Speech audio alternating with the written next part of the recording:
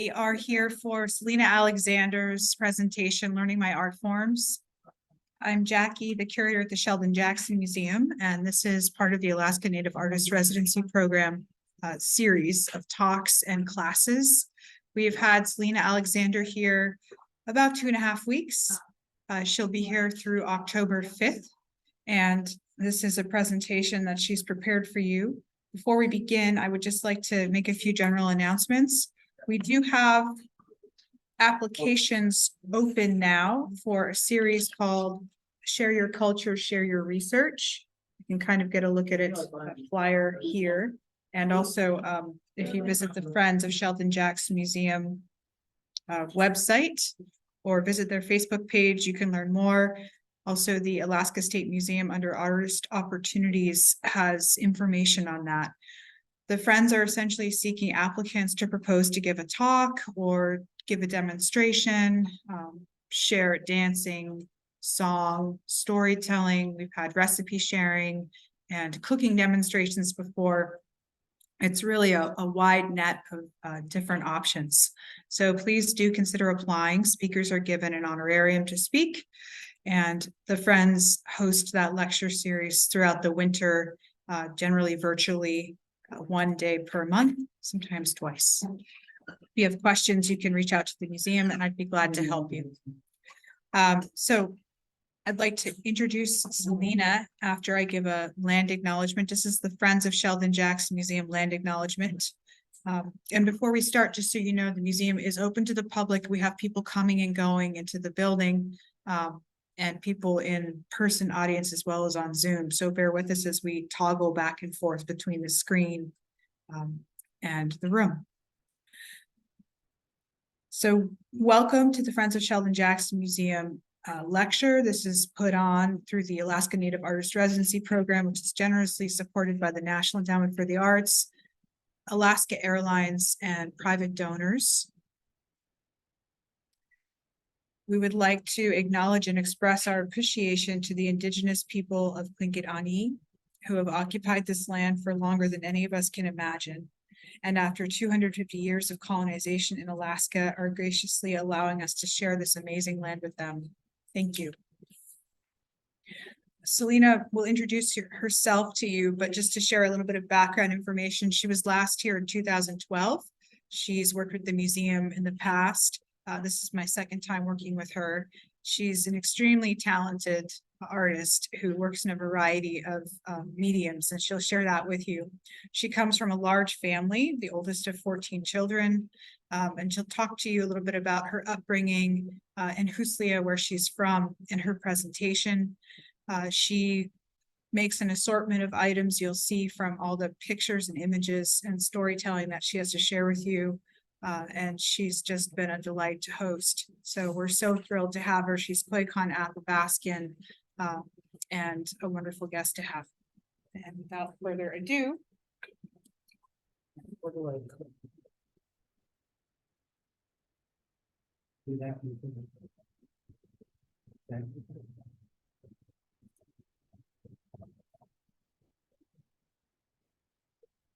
Hi, I'm Selina Alexander. My late grandparents are Victor and Thelma DeWild of San Francisco, and Edwin and Lydia Simon of Huslia. My late parents were Lloyd and Amelia DeWild of Huslia and San Francisco. I was raised out North Fork, Huslia, until about age of 18. Just a subsistence lifestyle of living off the land. We're very remote, like about 30 miles out of the village of Huslia, near the Purcell Mountains. And that mountain is called, my parent mom called it the Badla, which means whose mountain. So it divides Inupiaq from Koyukon. The star is, I'm a Koyukon Athabascan. This is my parents, Lloyd and Amelia DeWild. He's from San Francisco and mom's from Huslia.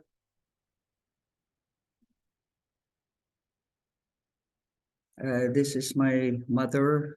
My dad was 6 foot tall and mom was 4'11".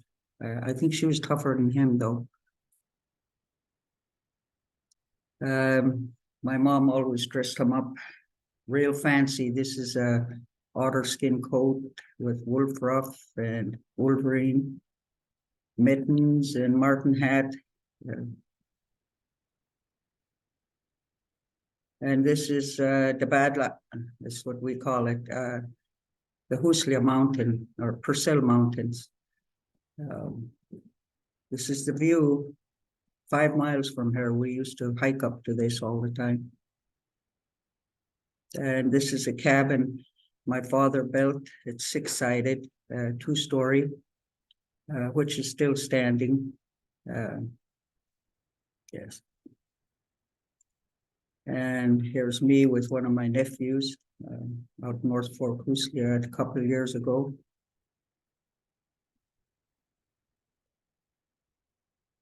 I like going out. I'm always out, like in the berry picking, all kinds of berries I pick all summer. And camp out, and I'm cooking a bread on a stick here. My dad taught us that years ago when I was a child. And here's a delicacy for us, pipe guts and liver. Most of my food I eat is off the land, so yeah, eat healthy.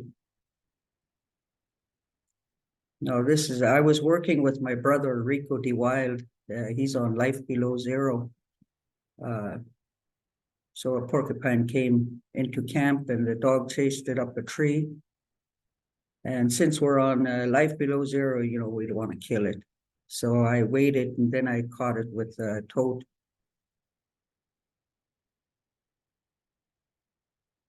And my brother got it and put it in a big drum so we could get the quills off without killing it.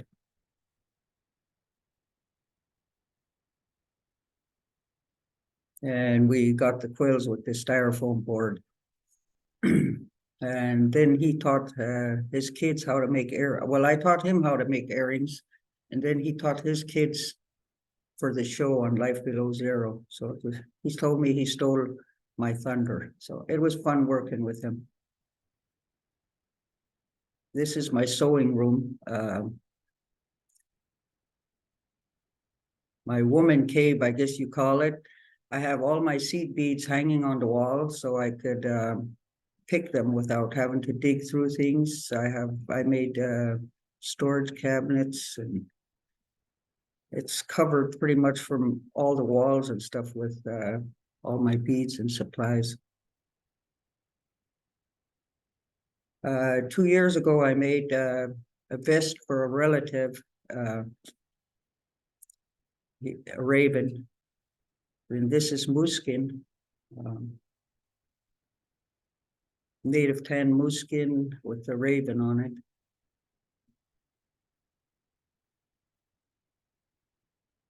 My son is modeling it. The fringe has porcupine quills, then another strip of skin, and then dentalium shells, a strip of skin, and then the fringe. It's the fringe I invented about, 10, 12 years ago. And here's the front. I get pictures out of books and stuff and use them as patterns. A marten is a marten.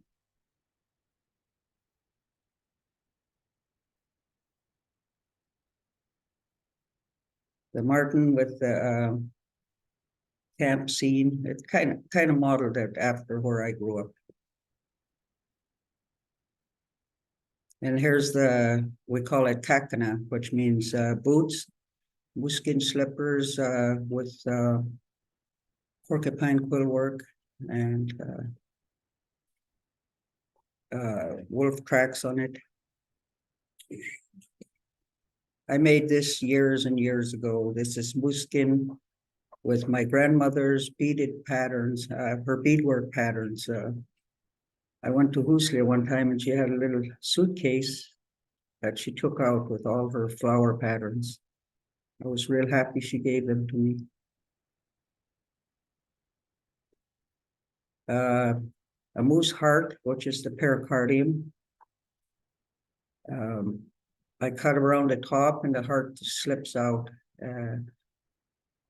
It's moose skin with dentalium shells, and the fringe is caribou skin.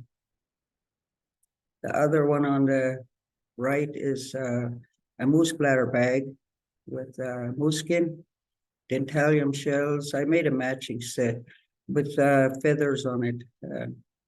That one I blow up and dry. The heart bag, I just tan it with my hands and water. Just work it with my hands. I dye caribou and moose hair, reindeer. The pots I made myself. I had bought the pots and then I had a welder drill the holes and I put handles on it. It turned out it works very well.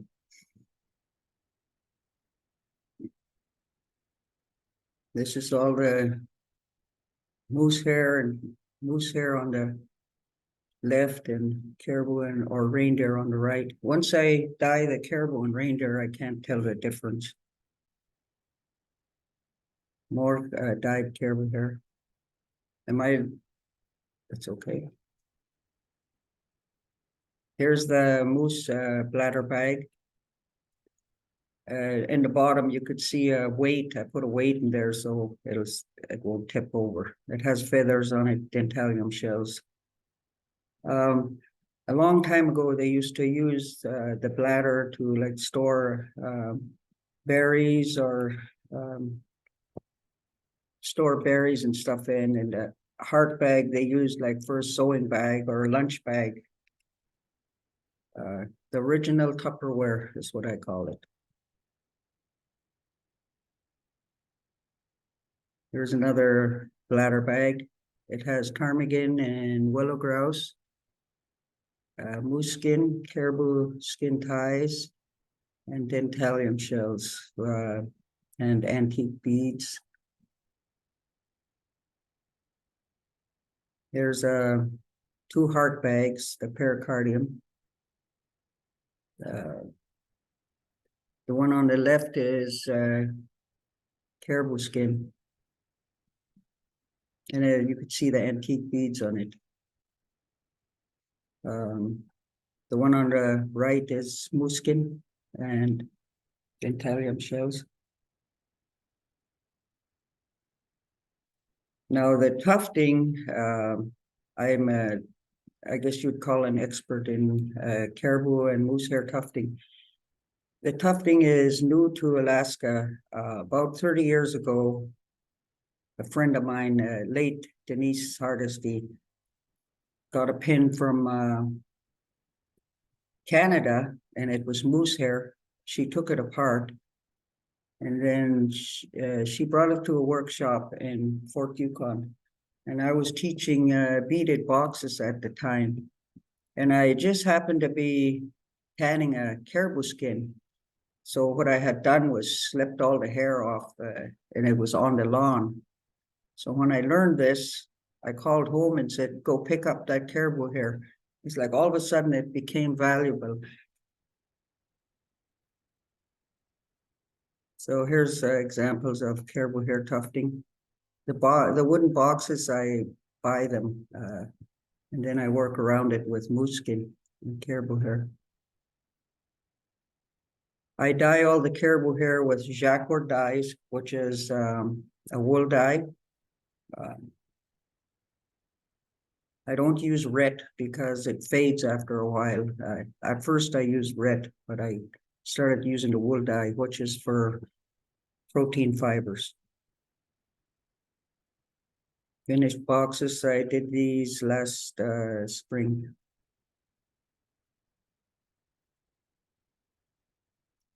And rough grouse, the 4 on the outside is rough grouse. The one in the middle is spruce grouse. And we get them all the time.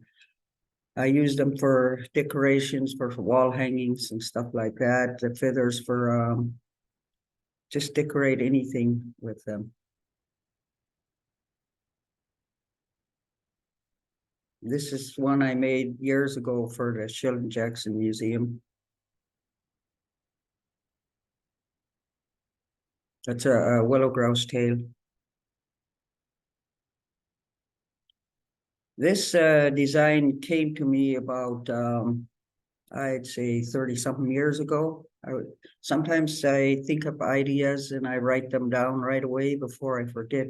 This one, I think it's the only time I can recall something coming to me in a dream. I was taking a nap and I got up and I drew it real quick before I forget. So this is wolf claws on moose skin with dentalium shells and some stone beads, mother of pearl. Yeah. A year ago, I started working with fish skin. This is salmon skin. I did quill work on it. Now, the interesting thing about salmon skins is moose skin is much thicker. It's easier to poke through with a needle than skins. They're real hard material to work with, really tough stuff. I have stone beads and crystals on this one. This is how I cut quills. I use a styrofoam, or sometimes I use paper too, but I prefer the styrofoam. I wet them and then I poke them all in a row and cut them. I cut them wet. If I cut them dry, they split.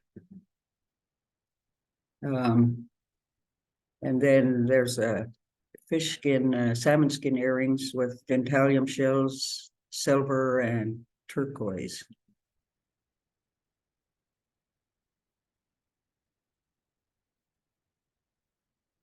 Example of earrings. This is from a pair I taught this spring in Keller, Shaktoolik, Shishmaref, and Unitleet. There's one of the students' earrings. Porcupine quills on felt. There's another pair they made. Just kids. I taught kids from preschool to high school. One of my brilliant ideas. This is moose skin fry bread earrings. Kind of fun. There's some fish skin earrings, salmon skin, with various crystals and different stone beads on them. Mother of pearl.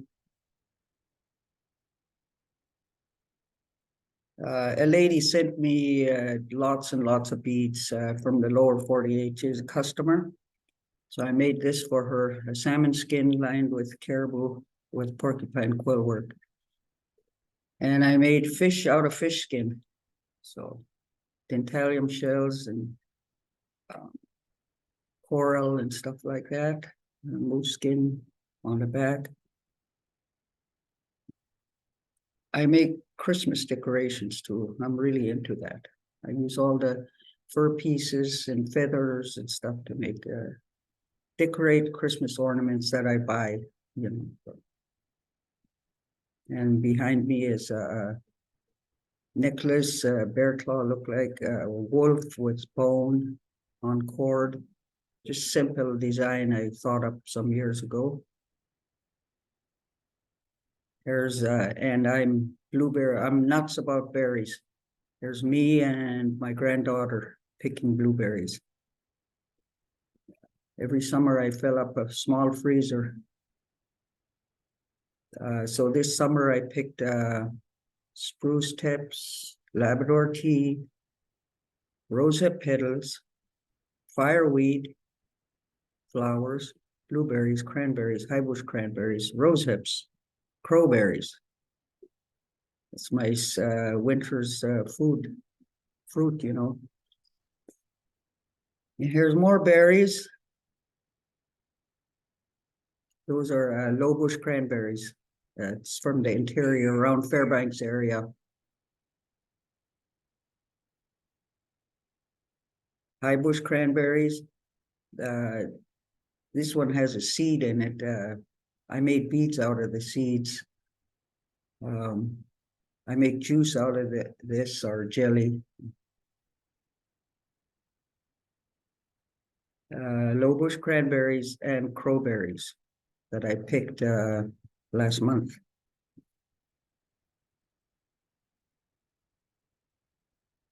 Anabasti.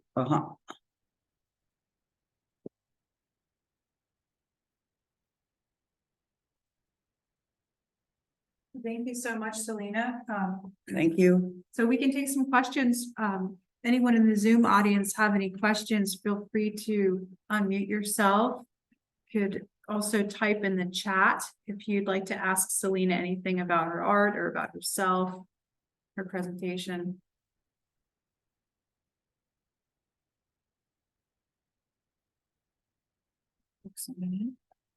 Hi, Selina. Hi. Can you hear me okay? Yes. Okay. I was going to ask you, I was going to thank you, Gunath Chish, for showing us all your beautiful artwork. It's really amazing. I think I've seen some of your work at the AFN. Yes, I plan to Yeah. be there. I plan to be there this year. So my question is going to be, what's your favorite thing to do? Like, do you like the moose skin best, or do you like, making the beaded jewelry best? Or what's your favorite? Well, it depends on my mood, I guess. But as far as what I like to do, my favorite, it changes all the time. Like this last year, I had what I call beater's block, tufter's block. I didn't want to do any tufting, and people wanted to buy it, but I just couldn't get into it. But now I'm into it. Right now, what I do is just whatever I feel like doing. I just do all kinds of stuff. Look into new things too. Thank you. Okay, and then from the Zoom audience also, what is the best way to dry fish skin? I don't tan it myself. I've tanned a piece before, but not the complete process. I just wash it in soap and water and dry it. Is how I did it before. Just air drying. Yeah, just air dry. And then Laura Wells is asking, I'm wondering if climate change has had any effect on your materials or your artwork. Yes. I don't know if it's climate change or it's overfishing, but one of the things that we don't do anymore for the last 4 years is fish. There's no fish camps along the Yukon River anymore because we're not allowed to fish. And I just noticed that it's just getting warmer. That's about it, I guess I could think of right now.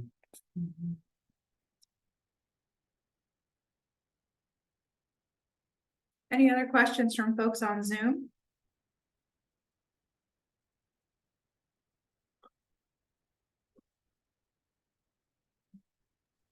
Do you have an online where people can buy your things online? Yes, Selina Alexander Beadwork is my Facebook page. I post on there whenever I make stuff. These days, I haven't been doing orders. Before I did a lot of orders. Now I'm older, I just feel like doing what I want, I guess. I quit taking orders. So, yeah. More freedom to be inventive, I guess.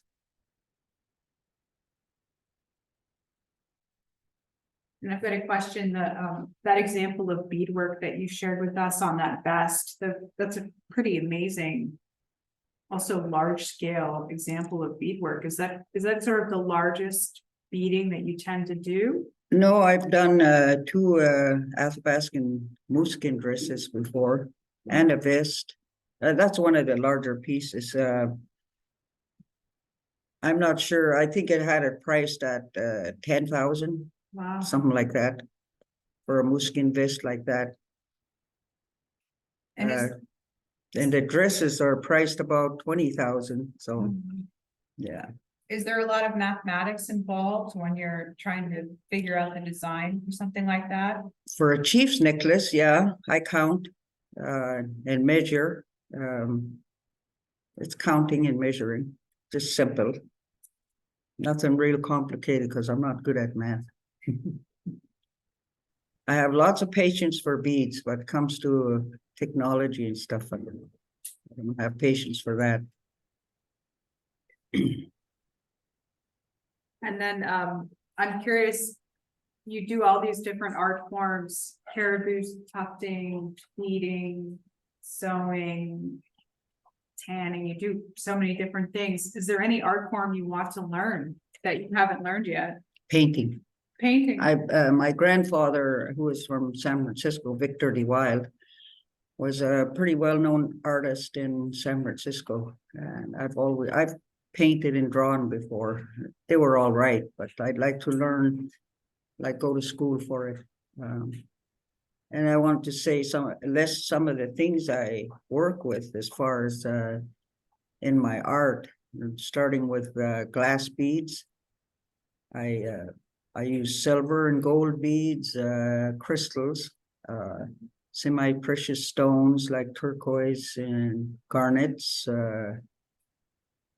seashells, red obsidian, all kinds of semi-precious stone beads. I work with moose, deer, caribou skins. The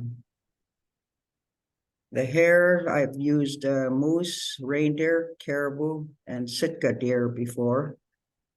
As for the tufting, I work with porcupine quills, different bones. I make beads out of fish backbone. I work with different furs, such as wolf, beaver, fox, lynx. Yeah, I use, whenever I go out in the woods and stuff, I'm always thinking of art and collecting things for art. So it's, I started beading when the first thing I made when I was 13. I dressed a Barbie doll in all fur clothing and mooskin boots and stuff, and I sold it for $35. So that was my first money as far as beading. I started sewing when I was 7, but really beading when I was 13. So, and I've been self-employed as an artist teacher since 1981 or 82. So I've taught all over the state of Alaska. This spring I taught in, up north. So yeah, it's been fun. So far, my job, my last real job was about 30 years ago, like from 9 to 5. Great, well, thank you so much. Any last questions from Zoom before we close out the meeting? Yeah, this is Deborah. I just wanted to thank you, Selina, for sharing all of your beautiful artwork and all the different types of mediums that you use. I'm really impressed with that, and there's never an end. I'm intrigued also. I'm going to start looking on the inside of berries to see about the seeds that you actually beat those too. That was really cool. Yeah, I use all kinds of stuff. I'm always looking for things to incorporate. Yeah, I didn't have really a question other than I was also really intrigued with, you said that beading on leather or on the moose hide was easier than on the fish skin. And I've always been afraid to bead on leather because I thought it would be really hard. But now you have inspired me to try. Well, the moose skin I'm talking about is native tanned. Commercial tanned is rubbery, so it's really hard to poke through it. Native tanned is what I'm talking about. There's a difference. It's kind of like felt in a way, so it's easier to poke through, but the fish skin is hard. I have to use a skin needle to make the first hole. All right, well, I just have to find the right right skin then, right? Yeah, it's very expensive. One moose skin is $3,000 to $5,000, native tanned, not commercial tanned. Well, Deborah, we might have to connect you to Selina, I think. Yeah, I have a Yep. beadwork page. Yeah, Yep, I will. I thank will you. look her up and find her. Mhm.